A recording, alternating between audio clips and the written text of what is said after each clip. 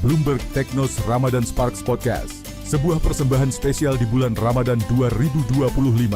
Berkolaborasi dengan Kode Marketing bersama Sandi Uno and Friends, kami hadir dengan obrolan inspiratif, tren bisnis dan inovasi yang menyala di bulan penuh berkah ini. Jangan lewatkan setiap episodenya. Saksikan hanya di Bloomberg Technos. Assalamualaikum warahmatullahi wabarakatuh. Selamat datang di Ramadan Spark, Bloomberg Technos bersama dan Kode Marketing. Hari ini kita bakalan ngebahas hal-hal yang sudah sangat relate dan dekat sama kehidupan kita sehari-hari. Apalagi kalau bukan Sisi? Oh, ya maaf. Lagi ngapain? Lagi lihat ini Winda, diskon. Diskon, lagi nonton live. Iya, lagi mencari baju Lebaran. Kalau boleh tahu beli di mana ya? Saya mau jadi Tokopedia. Tokopedia. Oke, teman-teman, kita kedatangan seorang tamu istimewa hari ini. Silakan Sisi. Tadi kan nggak masuk. Langsung ya. Langsung sama ordal. Betul. Orang dalamnya ini bukan ordal, ini lebih ke apa ya bahasanya, orang primer. Langsung ke Mas Hilmi. Mas Hilmi, selamat datang. Selamat datang. Selamat datang. Terima kasih teman-teman. Terima kasih Mas Hilmi. Ini adalah sekarang menjabat sebagai Ketua Umum Asosiasi E-commerce. Betul. Mas, untuk IDEA. IDEA singkatannya. Terus sekarang juga di Tokped untuk ini ya Mas, mimpin regulasi ya. Iya, Head of Public Policy-nya. Ya. Selamat datang Mas, terima kasih. Walaupun sudah ada short briefing Winda dan saya sudah langsung minta diskon. Iya, oke. Gimana tuh? Maksudnya boleh nggak cerita dulu sekarang sedikit kesibukan atau kegiatannya bahkan ini, silakan Mas. Oke, kalau kesibukan lately ya lebih ngurusin Tokopedia, ngeliatin kira-kira ada regulasi-regulasi apa yang perlu diadvokasi gitu. Terus sekaligus juga partnership apa yang bisa dikembangkan lagi lebih lanjut gitu ya dengan pemerintah khususnya. Dan tentunya ke e-commerce sebagai asosiasi ya gitu. Jadi ada banyak kegiatan juga sebagai ketua IDEA gitu. Jadi lagi berkutat di area-area situ aja sih. Oke. Itu tadi menarik ya, Win. Tapi Ada policy yang diadvokasi dan sebagainya. Ini kita mulai geser nih ya perbincangannya. Mas Hilmi ini membahas mengenai e-commerce. Ini kan kalau kita bahas e-commerce ini dari tahun kemarin ya Mas, ada winter lah, isunya beragam. Betul. Ini kalau asosiasi melihat ini Mas, apakah winternya ini berkepanjangan atau sebenarnya sudah near to end nih atau gimana Mas? Silakan. Hopefully near to end. Hopefully. Okay. Gitu. Karena Optimis ya? optimis, kita harus Harus. optimis. Karena kita lihat juga sekarang trennya udah lebih banyak lagi variasi-variasi yang ditawarkan, inovasi-inovasi yang ditawarkan oleh e-commerce gitu, dan itu berhasil menggait banyak user yang semakin ingin terus berbelanja di e-commerce. Nah, kuncinya kan sebenarnya tetap relevan ya gitu dengan usernya, dengan target marketnya juga gitu. Dan kita lihat sekarang beberapa e-commerce di Indonesia juga udah semakin relevan, semakin sering digunakan oleh banyak masyarakat di Indonesia. Jadi kita pikir hopefully tech winter yang saat ini, yang dari mungkin 2 tahun yang lalu ya kita sudah mulai bergulir, dan mudah-mudahan akan segera berakhir. Amin. tadi Di Ramadan kayaknya ini Sisi ya. tadi udah mulai menunjukkan itu akan berakhir segera ya dari habitnya. Oke. Mas, anyway, kalau ngomongin soal asosiasi e-commerce Indonesia, ada gambaran nggak sih gimana netizen Indonesia ini dalam bertransaksi Iya, online? Oke, bertransaksi online. Sahabat-sahabat saya Mas. Saya termasuk. Sebenarnya ada beberapa tipe sih gitu kalau bisa dilihat ya. Kalau untuk yang udah tahu nih mau nyari apa barangnya, biasanya dia akan langsung ke e-commerce yang tradisional. Jadi dia akan udah tahu nih barangnya mau nyari apa kira-kira gitu. Dia tinggal akan meng-compare beberapa harga atau mungkin beberapa produk gitu ya. Nah itu biasanya dia akan langsung tuh masuk ke e-commerce yang memang sudah kita kenal selama ini gitu. Tapi yang mungkin lebih impulsif, lebih kayaknya tadi saya nggak tertarik nih, tapi lihat reviewnya kayaknya oke gitu. Nah itu biasanya mulai banyak dipengaruhi sama yang social commerce tipenya gitu. Nah itu menarik sih sebenarnya. Masuk ke keranjang dulu gitu. Ditumpuk dulu ya sampai 919. Sampai angka kembar dulu. kita kembar, THR turun. Benar. Mas, ini berbicara tadi ya soal habit. Nah ini kan lagi di Ramadan dan juga Idul Fitri. Nah ini gimana Mas kalau misalkan melihatnya? Karena kan kita juga melihat nih daya beli masyarakat kan juga tadi turun ya katanya. Apa berpengaruh di Ramadan ini atau gimana? Kalau kita lihat sebenarnya traffic paling tinggi seharusnya di Ramadan ini.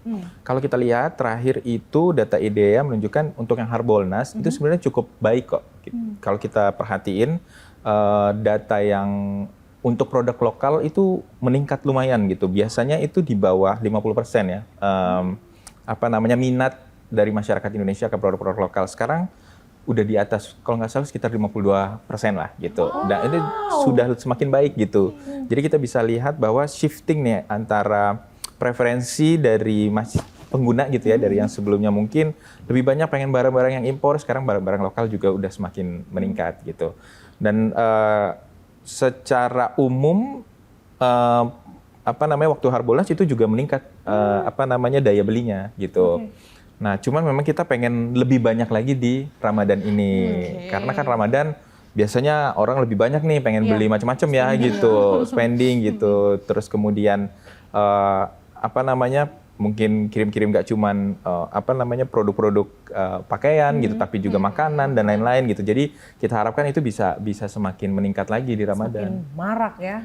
Betul. Untuk di Ramadan ini. Padahal katanya Saiton kan diikat, tapi belanja tetap ya. Apa hubungannya Mbak? Ya kan maksudnya kan semangat belanja kan biasanya dipengaruhin sama banyak hal. Itu kan berbagi. Betul. Tapi kalau Ya. campaign mempengaruhin? Campaign mempengaruhi pasti. Oke. Campaign pasti mempengaruhi karena campaign itu yang bisa mengekspos kan sebenarnya brand-brandnya, terus kemudian preferensi dari pengguna itu kadang-kadang dipengaruhi oleh campaign juga gitu. Ketika mereka melihat diskon, ada free ongkir atau mungkin cashback tertentu gitu, itu biasanya akan memancing minat dari pengguna untuk bisa mau semakin membeli. Berarti ada promo setting ya yang untuk mendrive orang melakukan pembelian CTA gitu. Ya, unfortunately di Indonesia memang masih promo sensitif ya gitu. Jadi memang karena minat ditentukan oleh harga, oleh promo-promo itu biasanya masih sangat menjadi faktor yang besar untuk akhirnya pengguna mau membeli suatu produk. Oh jadi kayak yang tadi Mas Bimo bilang ya, disimpan dulu pas angka kembar baru check out ya? Betul. Itu kamu gitu? Hah? Kamu gitu? Oh aku tergantung. Tergantung kebutuhan lagi ya. payday, kita check out. Tapi kalau lagi tengah bulan tunggu angka kembar. Untuk kalau misalnya transaksi di e-commerce, ada barang ataupun goods tertentu nggak sih yang tiba-tiba naik gitu di Ramadan season ini? Kalau Ramadan season pasti fashion muslim. Fashion muslim pasti meningkat gitu. Tapi itu pasti. maksudnya peruntukannya Mas apakah untuk parcel juga baju atau untuk kebutuhan sendiri rata-rata? Mostly kebutuhan sendiri. Okay. Tapi parcel dan lain-lain juga akan naik juga gitu. Jadi ikut mempengaruhi lah. Tapi paling besar biasanya kebutuhan untuk diri sendiri. Tadi ada mention di awal social commerce versus Traditional, ya. Boleh nggak dikasih tahu kalau teman-teman yang mungkin narasinya ataupun slangnya ini masih belum begitu paham. Itu apa sih beda social commerce sama e-commerce biasa gitu? Sebenarnya e-commerce macam-macam sih. Social commerce itu sebenarnya masuk dalam e-commerce. E-commerce kan secara keseluruhan lah ya. Payungnya gitu ya. Payungnya. Mungkin yang saya tadi sebutkan e-commerce itu adalah sebenarnya marketplace-nya gitu. Jadi marketplace atau loka pasar itu memang fungsinya menawarkan barang-barang menjadi jembatan lah gitu ya antara penjual dan pembeli. Bedanya kalau yang social commerce itu digabungkan dengan kekuatan sosial media. I see. Gitu, jadi Sambil pargoy, check out gitu ya. Sambil pargoy, sambil apalagi sambil yang live ya, ayo Sambil keranjang-keranjang. Iya. Tapi itu justru memunculkan banyak job creation yang baru. Iya. Bener kayak affiliates gitu. Itu justru semakin meningkat Live sekarang. streamer host. Bener. Iya. Berarti sebenarnya ada kontribusi dari social commerce ini untuk bisa mengencourage dan juga menghasilkan job-job baru ya? Betul. Kepada orang-orang di luar Betul. sana sebenarnya. Karena kalau kita lihat sepanjang mungkin dari IDEA berdiri deh dari 2012 ya gitu. Kita lihat memang UMKM di Indonesia itu banyak juga yang pinternya memproduksi barangnya. Tapi dalam hal memasarkannya dia agak bingung gini. Gimana ya cara memasarkannya dengan baik? Kita juga dari IDEA, dari masing-masing platform itu sudah melakukan onboarding, melakukan pelatihan banyak sekali ke daerah-daerah gitu ya. Tapi kesiapan mereka untuk antar memproduksi dan memasarkan itu lumayan gapnya lumayan tinggi. Jadi misalnya ketika mereka mencoba sesuatu gitu di e-commerce, ternyata tidak berhasil gitu ya. ya udah deh nggak usah lagi gitu. Nah sementara sebenarnya produknya bagus nih, produknya layak nih untuk bisa jadi champion sebagai produk lokal misalnya gitu. Nah ini fungsinya affiliate itu akhirnya jadi pemasarnya kan. Iya. Sini saya yang pasarin deh gitu, saya yang pasarin produknya seperti apa gitu. Dan affiliate sini kan terdorong dengan adanya komisi gitu ya. Nah semakin dia tahu produknya kayaknya ini akan cuan nih kayaknya kira-kira, dia pasti akan semakin semangat gitu untuk memasarkannya gitu sih.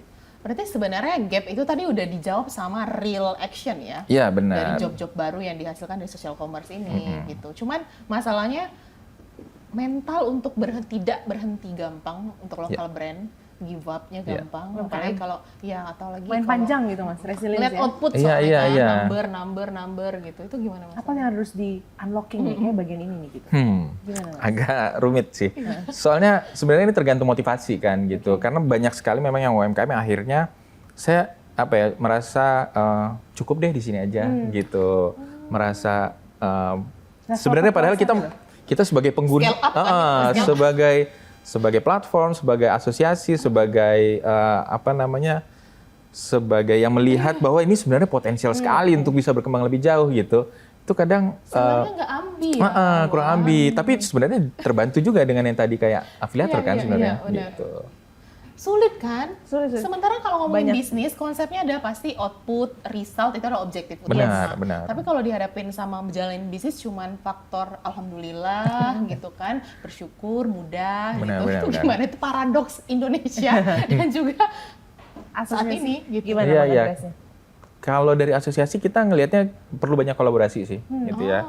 Perlu banyak kolaborasi untuk meningkatkan lagi jiwa-jiwa entrepreneur dari pembuat brand-brand lokal atau produk-produk lokal ini gitu. Kalau kita lihat produk lokal udah banyak yang bagus, produksinya udah oke gitu. Tapi mungkin secara manajemen mungkin perlu ditingkatkan lagi, apakah dari sisi target, apakah dari sisi scope areanya gitu, sehingga mereka juga nggak cepat berpuas diri ada di situ. Kenapa tujuannya mau begitu? Karena kita pengen sebenarnya masyarakat Indonesia itu yang menggunakan produk-produk Indonesia kan gitu, supaya dan platform itu gunanya itu juga adalah untuk memancing traffic kan. Betul. Untuk kita memperkenalkan kepada masyarakat bahwa ini nih ada produk yang bagus nih, ayo dibeli gitu. Nah itu tujuannya punya platform kan sebenarnya. Sehingga kita pengennya juga, ayo produknya semakin baik, kita juga semakin gencar kampanye kan ke masyarakat agar trafficnya semakin tinggi. Ketika traffic tinggi, preferensinya akan bertambah ke sana. Sorry tadi. Sorry enggak. Apa-apa dia begitu Mas Raju. Semangat karena Mas shopping. Mas ini mengenai ini tadi, apa namanya live shopping itu ya. Nah ini tuh ada banyak jokes, memes ya. FWP itu kayak banyak banget ibu-ibu dan nonton seharian tapi nggak check out live shopping. Nah pertanyaannya adalah sebenarnya habit live shopping ini seberapa besar sih transaksi dari live shopping ini? Apa jangan-jangan banyak malah justru bikin orang overthinking. Kayak kurang deh. Kayaknya ini gimana sih Mas sebenarnya habitnya? Habitnya sebenarnya belum ada datanya yang bisa dijadikan rujukan lah gitu. Tapi kalau memang secara umum pengamatannya memang kebiasaan dulu ini yang mau diciptakan gitu. Jadi mungkin kebiasaan untuk bagaimana orang bertransaksi dengan lebih mudah gitu. Terus kemudian bagaimana masyarakat juga jadi lebih melek gitu untuk melihat sebuah produk itu bisa direview secara langsung gitu loh. Ya kan misalnya kayak ini ada sepatunya kalau dipakai ukuran kakinya berapa gitu kan kelihatan. Baju kalau dipakai dengan berat badan segini, tinggi badan segini gitu. Nah itu akan memunculkan habit di masyarakat untuk mau mengecek dulu nih produk-produknya seperti apa gitu. Terus kemudian sehingga kita harapkan nanti juga kualitas dari produk akan bisa menyesuaikan gitu ya dengan hal tersebut. Karena banyak yang gituin ke toko dulu, nanti transaksinya online. Ya. Jadi nanti makanya mendingan daripada dia jauh-jauh nih ngongkos nonton live shopping. Oh itu maksudnya membiasakan dulu jadinya. Membiasakan dulu nih kayaknya gitu.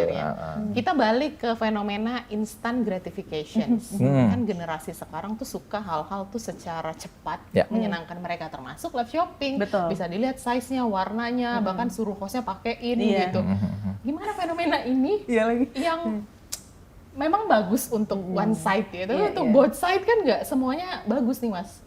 Both side-nya misalnya instant gratification ini gitu. Boleh dipilih untuk satu site aja, cuma dua site.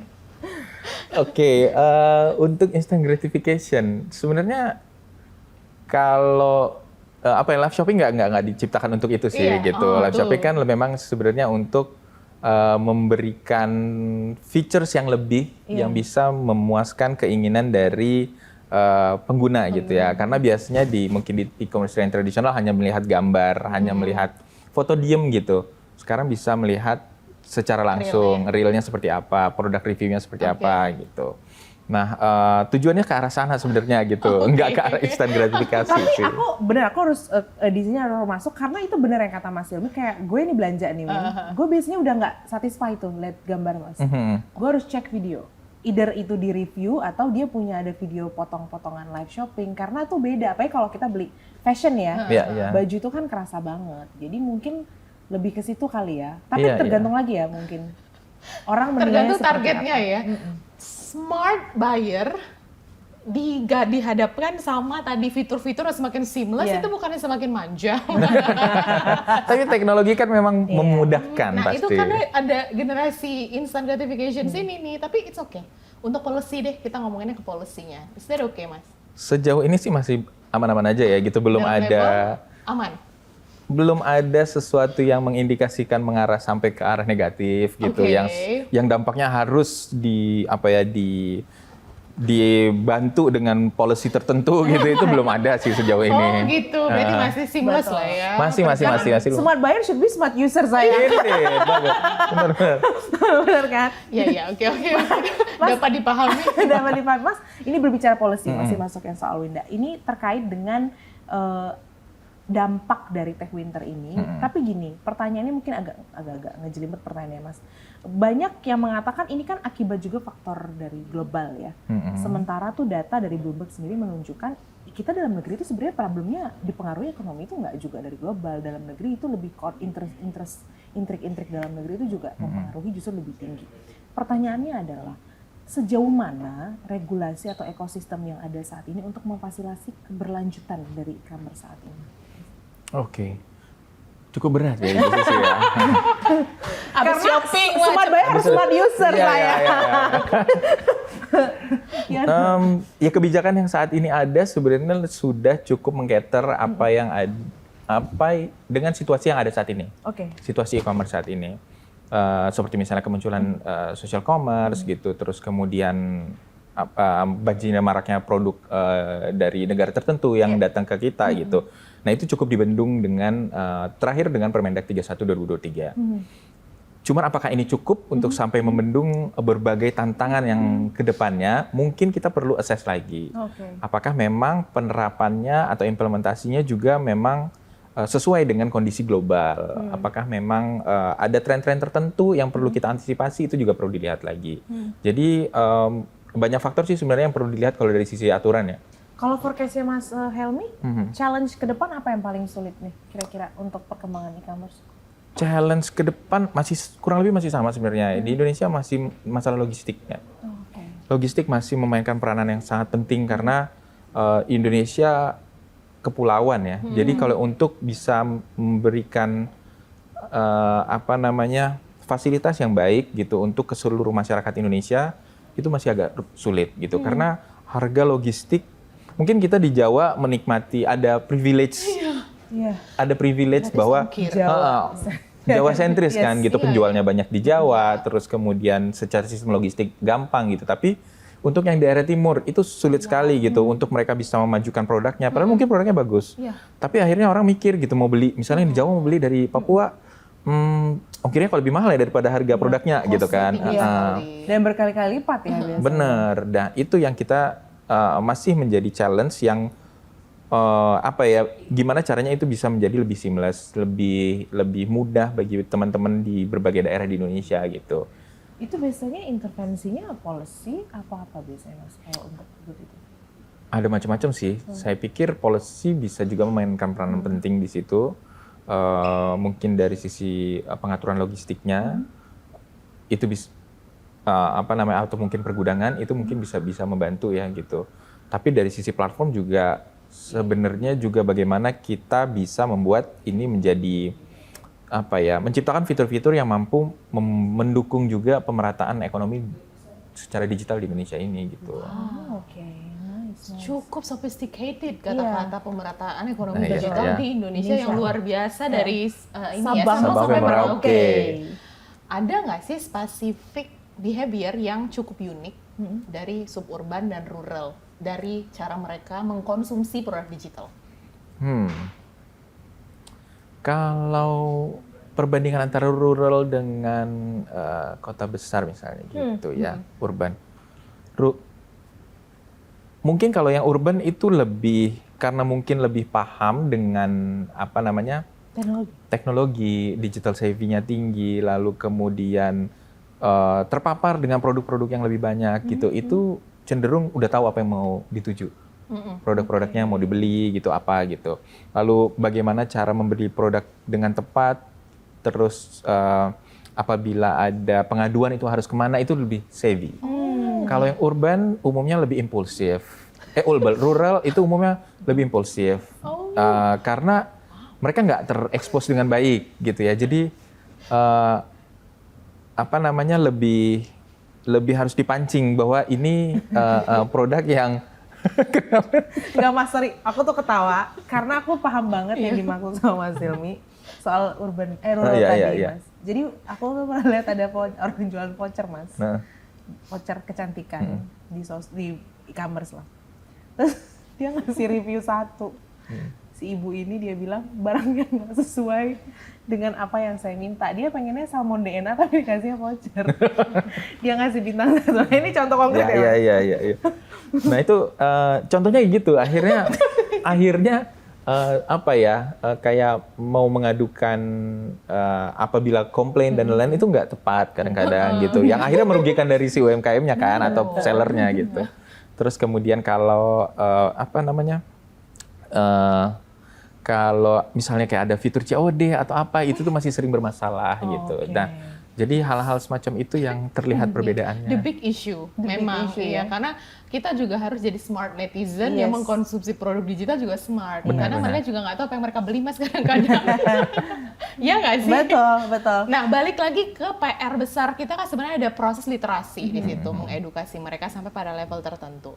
Saya pengen tanya dari sisi asosiasi dan juga mungkin sebagai seorang yang udah practitioner lah di bidang digital commerce, apa sih yang udah dilakuin sama Masnya, both side gitu ya, dalam ekonomi umat? Gitu. Oh, oke. Kalau untuk ekonomi umat sebenarnya ada cukup banyak yang udah dilakuin juga. Ada masing-masing platform yang kita lihat juga sudah memiliki kayak bagian atau bukan bagian, tapi lebih kepada fitur khusus gitu yang di-expose atau ditampilkan oleh mereka untuk spesifik untuk melayani kebutuhan syariah. Misalnya kayak di Shopee ada Shopee Barokah kalau nggak salah namanya gitu. Terus di Blibli ada Hasanah kalau nggak salah gitu. Nah itu sebenarnya membuktikan bahwa masing-masing e-commerce itu juga melihat kok potensinya besar sekali di sana gitu. Kebutuhan misalnya pengguna pasti ada yang membutuhkan, misalnya saya pengen tahu dong barang-barang yang saya beli itu udah halal atau enggak gitu kan. Nah mereka yang akan nanti mensortir produk-produknya memang sudah dinyatakan halal, kemudian melihat mungkin sertifikatnya gitu ya, sehingga kemudian bisa ditampilkan. Itu terkait itu, Mas. Sebenarnya Islam tuh kan ada cara-cara bertransaksi. Benar. Nah, ini terincorporate nggak sih dalam regulasi e-commerce sendiri? Kalau regulasi e-commerce-nya enggak. Enggak, maksudku dalam regulasi transaksi dalam e-commerce itu. Kalau yang spesifik misalnya yang melayani kebutuhan syariah tadi, kebutuhan umat tadi, itu ya. Jadi dia end to end akan dilihat apakah ini memang sesuai dengan hukumnya syariahnya gitu. Jadi mulai dari pemasangan produknya gitu, produknya memang sudah halal misalnya. Kemudian nanti supply chain-nya akan dilihat lagi gitu. Apakah ini memang sesuai dengan hukum syariah? Lalu kemudian sampai kepada pengiriman dan pembayaran itu semuanya mengikuti hukum syariah. Wow, amazing. Berarti emang sebenarnya sudah dilakukan gitu ya. Sudah dilakukan. Tinggal konsisten. Benar.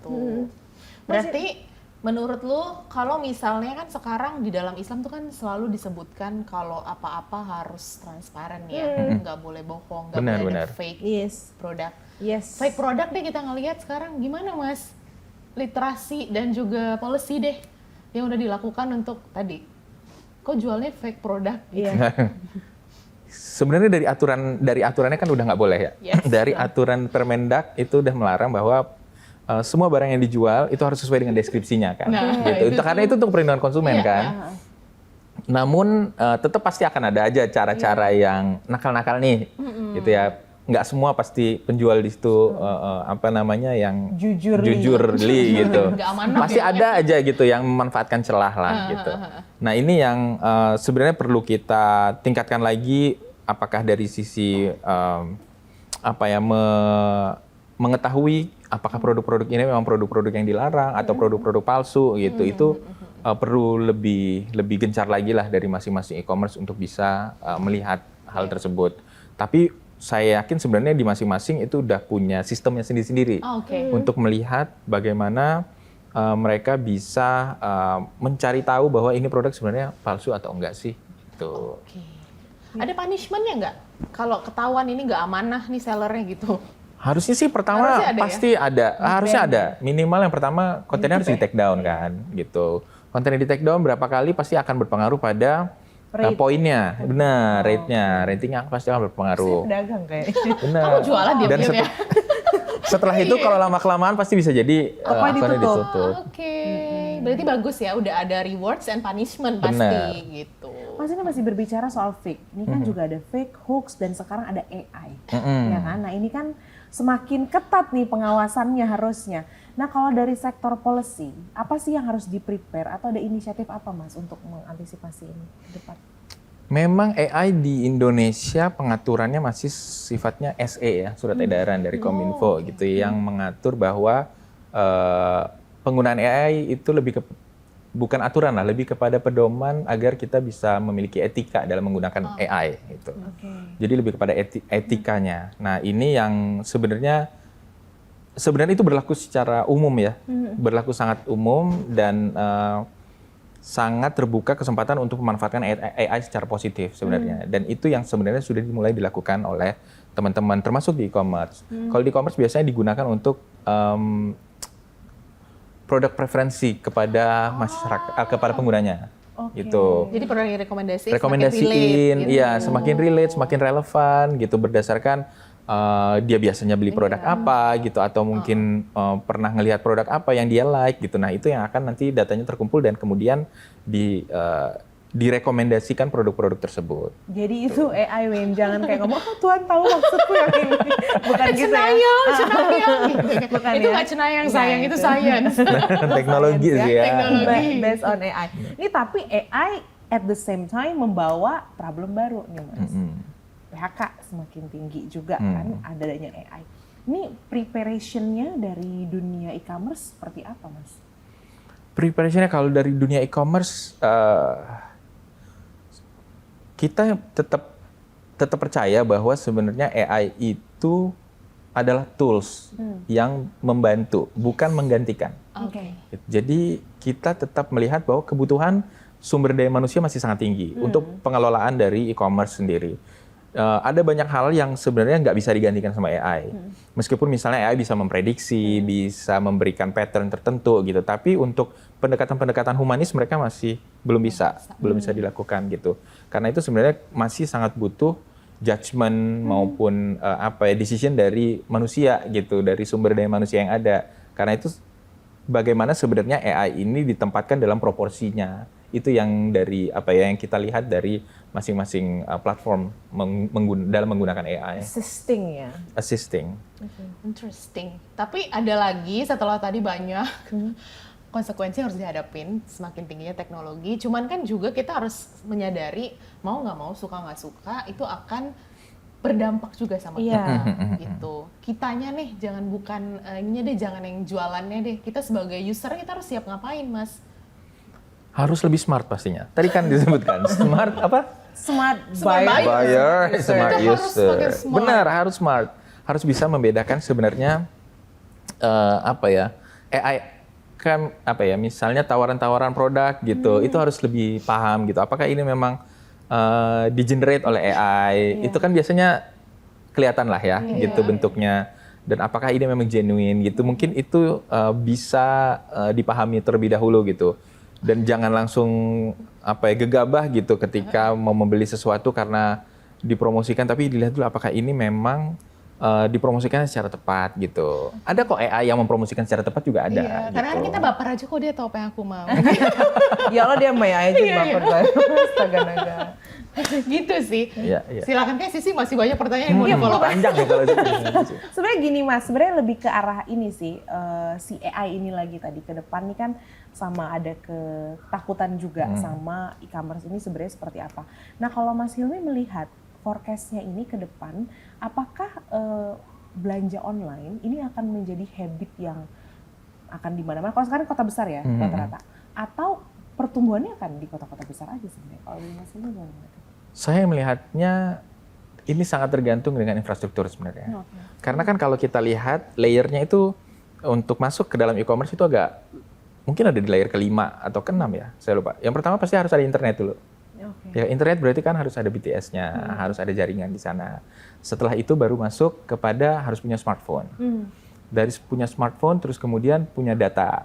Dari punya data kemudian baru bisa kemudian punya aplikasi. Dari aplikasi baru kemudian bisa masuk. Nah itu agak panjang kan sebenarnya baru sampai ke e-commerce-nya. Iya, Gitu. Jadi penetrasinya itu sangat bergantung pada banyak faktor. Apakah dari infrastrukturnya yang perlu dibangun, apakah penyebaran dari smartphone-nya, gitu itu kan juga perlu menjadi faktor gitu. Nah kemudian baru ketika itu semua terpenuhi, termasuk misalnya apakah ada layanan logistiknya di sana di satu tempat atau enggak gitu. Nah itu semakin terpenuhi, menurut saya itu akan menjadikan e-commerce itu bisa menjadi kebiasaan baru di masyarakat yang mungkin belum pernah terjamah gitu. Nah ini yang perlu partisipasi, perlu gotong royong dari semua pihak untuk bisa membuat hal tersebut terjadi. Tapi saya percaya itu bisa terjadi gitu karena potensinya masih besar sekali di Indonesia ini gitu kan. Kita masih sangat Jawa sentrik gitu untuk perkembangan e-commerce di Indonesia dan saya yakin di tempat lain juga sebenarnya sangat-sangat bisa dikembangkan. Gitu. Jadi long journey ya Mas jatuhnya, karena tadi ngedenger cerita nih berarti nggak juga bisa dibawa ke Mendak doang berarti ya jatuhnya. Benar, ada banyak pihak sebenarnya dari berbagai macam kementerian, ada Komdigi, ada Kemenperin, ada macam-macam. Tertarik sama Komdigi, nama brandingnya kan udah komunikasi and digital. Boleh nggak di-spill pandangannya Mas terhadap bagaimana realisasi pemerintah terutama Komdigi dalam itu tadi minimal literasi digital dulu gitu. Saya pikir mungkin kalau kita nilai sekarang masih sangat baru ya. Komdigi gitu. Masih berapa bulan ya? 100 plus sekian mungkin. 100 sekian ya gitu. 125 hari mungkin. 4-5 bulan lah kira-kira ya gitu. Nah, itu menurut saya program-programnya mungkin masih banyak yang sedang dibentuk. Tapi saya udah sempat ngobrol juga gitu ya dengan teman-teman Komdigi. Mereka punya planning yang lebih tinggi lagi gitu. Jadi program yang ingin dihasilkan tidak hanya sekedar onboarding misalnya gitu. Bukan hanya sekedar literasi digital. Meskipun literasi digital akan terus digencarkan gitu. Karena itu menjadi basisnya kan. Tapi yang pengen ditingkatkan juga keterampilan. Keterampilan dari talenta-talenta digital gitu.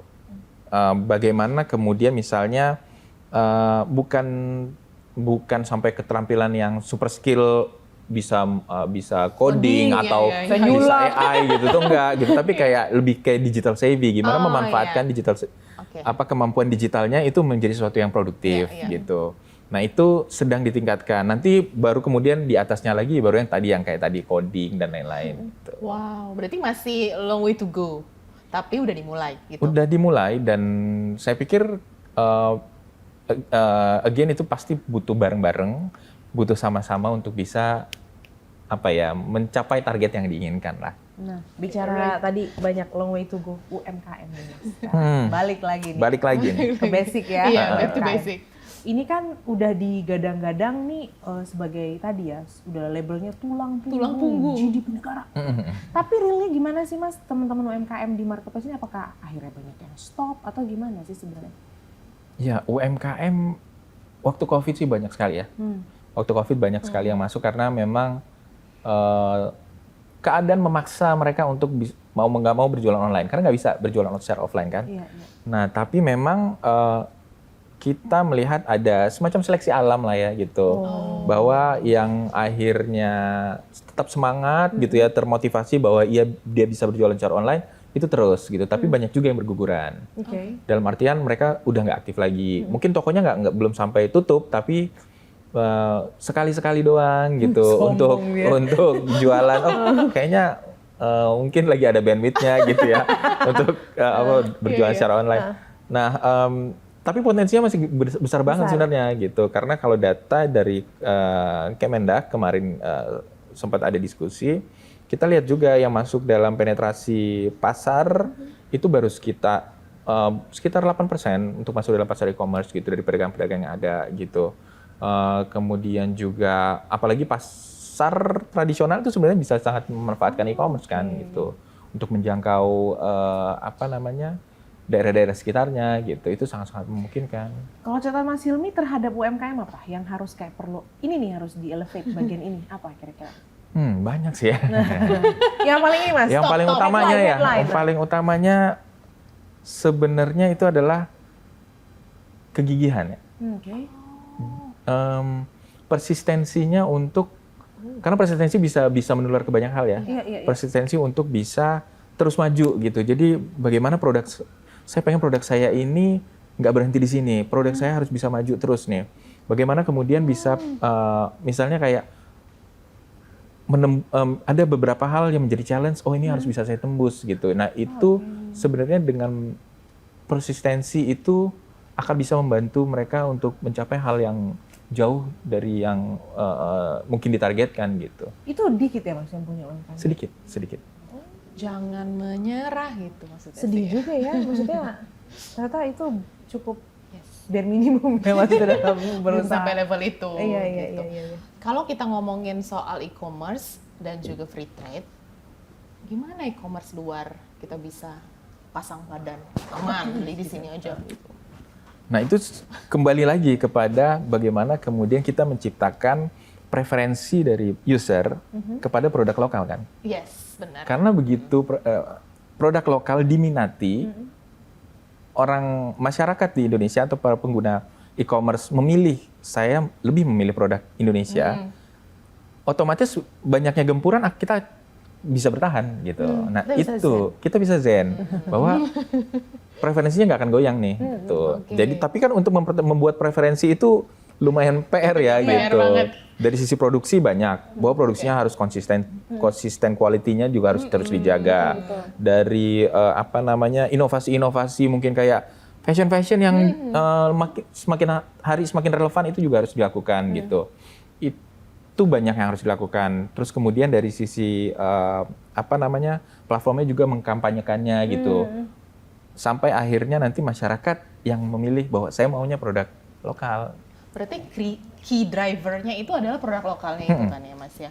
Berarti kuncinya sebenarnya adalah megang si brand UMKM ini untuk tetap persisten dan tidak menyerah. Benar. Agar tetap dipilih dan preferensi kita balik ke lokal. Betul. Jadi tetap aman. Ya, insya Allah. Insya Allah. Mas Hilmi berbicara produk pasar luar. Mas Hilmi confident nggak sama UMKM kita untuk bersaing sama di pasar luar? Kalau kita yang ke pasar luar gitu ya? Confident nggak? Sejauh ini, kalau dari asosiasi kita ngelihatnya ada beberapa kan yang sudah mencoba untuk melakukan gitu ya, beberapa platform. Mungkin yang paling terasa itu adalah belum bisa membaca selera market luar. Oke. Berarti research dong Mas? Harus research. Okay. Karena mungkin beberapa contoh produk yang sudah berhasil ya, misalnya Kopiko, Indomie, itu rasanya beda-beda di setiap negara kan? Iya benar. Nah, kenapa? Karena mereka research pasti. Kemasannya bentuknya berbeda. Ada yang tampilannya rame, ada yang tampilannya simple. Nah, itu mereka memastikan bahwa produknya akan diterima di market yang mereka tuju gitu. Nah, itu yang masih menjadi kelemahan dari usaha lokal kita yang coba ingin mau ke luar negeri, pasar luar. Karena masih ngerasa bahwa ini udah bagus, sudah diterima dengan baik di masyarakat kita, lalu kemudian dilempar keluar, kok nggak laku ya gitu. Berarti secara sources ada dong Mas yang kurang tadi research atau Gimana? Mungkin research menjadi fondasi utama ya. Fondasi utama. Fondasi utama untuk melihat kebutuhannya di sana apa sih? Masyarakat sana sukanya apa sih yang dituju? Terus Iya, kemudian model Yang packagingnya disukain. seperti apa gitu, rasanya seperti apa? Bahkan dari ukuran aja kan sebenarnya harus di research ya. Benar. Luar kan beda sama Asia, kan Benar. beda sama Western dan lain-lain Benar. ukurannya gitu. Sampai dengan warna kalau nggak salah juga sebenarnya harus di research ya. Betul. Preferensi pemilihan warna sampai dengan packaging dan Benar. lain-lain.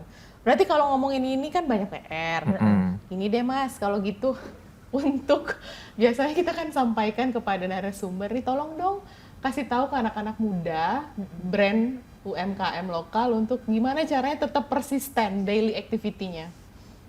Bahwa ada harapan. Gue masih ada yang nyangkut tadi, boleh nggak? Boleh. Mas, berapa tahun lagi prediksi Apanya? supaya kita bisa bersaing keluar? Kira-kira dari Mas Wow. Hilmi itu dengan ada ini asumsi waktu, estimasi Asumsi waktu, estimasi ya. berapa Timeline tahun? ya. Apa jangan-jangan berpuluh tahun? Enggak. Enggak sih, kalau berpuluh tahun enggak harusnya. Oke. Karena udah banyak kok yang mulai bisa menjadi inspirasi. Brand-brand kita udah mulai banyak yang keluar gitu ya.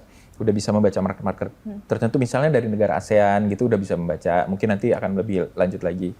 Dan itu sebenarnya bisa kalau memang para pelaku usaha lokal yang kecil-kecil masih belum bisa punya riset yang mendalam, bisa lihat dari para inspirasinya nih gitu. Misalnya kayak skincare yang mungkin udah keluar, gimana sih packagingnya gitu. Ya produk-produk yang udah berhasil itu bisa di-copy kok sebenarnya gitu. Resepnya apa gitu. Sebenarnya bisa. Jadi tinggal bagaimana kemudian kita mengakselerate.